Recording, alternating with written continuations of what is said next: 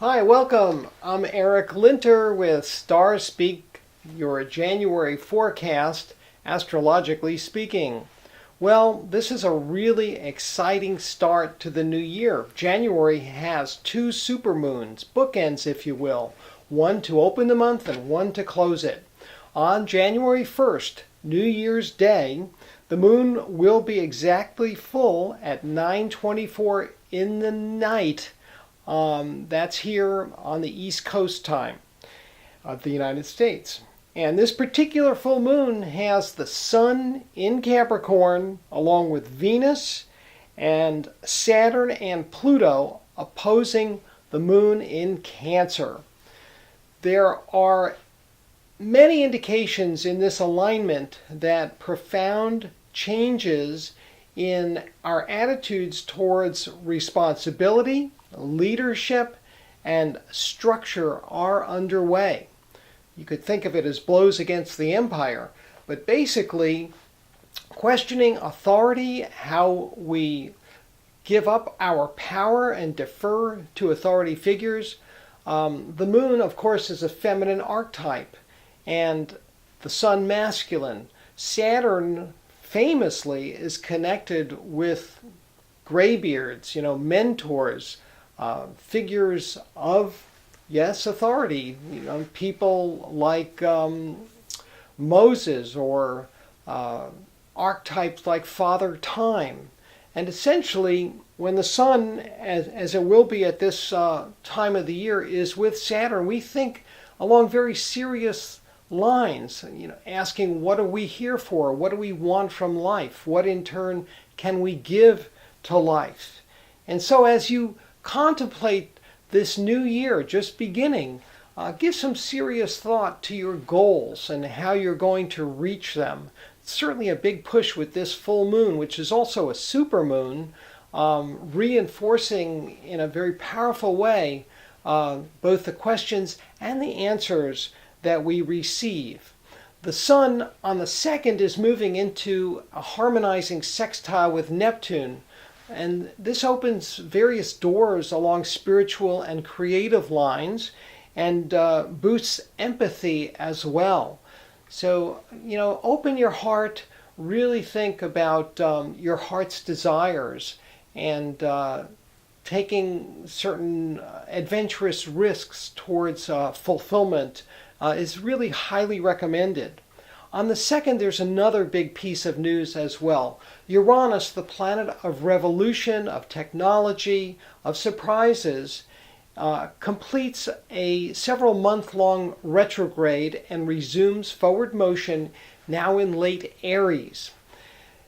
Having been in Aries since 2011, Uranus in the first half of 2018 will complete that visit and move towards entry into a new sign, Taurus.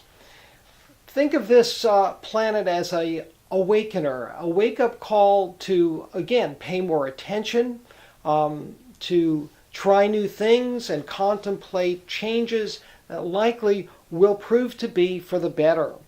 On the 3rd, more good news. Venus aligns with Neptune, again in a harmonizing sextile.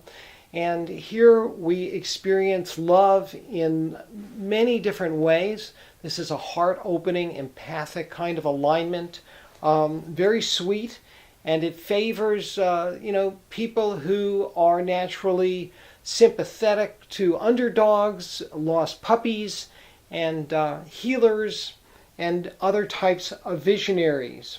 Saturday the 6th is an amazingly busy day, great for travel, great for communications. Mars is conjunct Jupiter. Speak your truth. These two planets are in Scorpio. This is a transformational energy that has to do with rethinking and reaching different types of conclusions.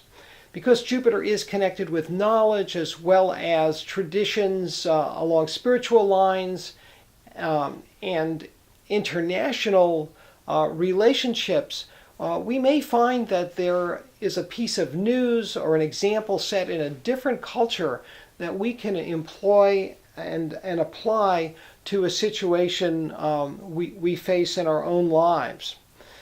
There's a last quarter moon on Monday the 8th, and typically these last quarter phases are an impetus to sort of knuckle down and deal with things that on an emotional level we may not really be gung-ho to take care of. But sometimes we have to do things even though we would rather be doing something else. However, on that same day, Monday the 8th, there's a string of morning alignments that help us to tackle nitty-gritty types of situations and problems and resolve them. So that first half of the day, really into mid-afternoon, is prime time for rolling up your shirt sleeves and taking care of whatever business or unresolved issues have been lingering. There's cause for celebration that night if you stay up late. And in fact, there's a amazing little stellium that occurs where the Sun, Venus, and Pluto are all joined together in Capricorn. Now, one of the wonderful things of January 2018 is the Sun's proximity to Venus. Of course, Venus is the goddess of love, and when the two travel in tandem, they add a certain sweetness to life. People being born this year will, throughout their lifetimes, exude a certain type of charm and caring nature. But some of that will really be apparent in our everyday lives. On Tuesday the 9th, Venus also harmonizes with Mars that day, symbolizing a kind of détente between the sexes and within us, between our male and inner female selves. That kind of integration occurs where many people will feel more wholesome and complete within themselves. Mercury arrives in the sign of Capricorn on the 11th, just after midnight, again here on the East Coast, and takes on, again, a more hard-nosed, pragmatic view of the world. This is reinforced because Mercury's also moving into a conjunction with Saturn that will be exact on Saturday the 13th. And as much as we may want to take control of things and make decisions, which Saturn being the planet of responsibility is kind of a natural, there are other surprises afoot because both Venus and the Sun are very close to squaring Uranus. Venus squares Uranus the afternoon of the 13th. The Sun squares Uranus on the afternoon of Sunday the 14th. And this is a destabilizing square. Again, the planet of surprises.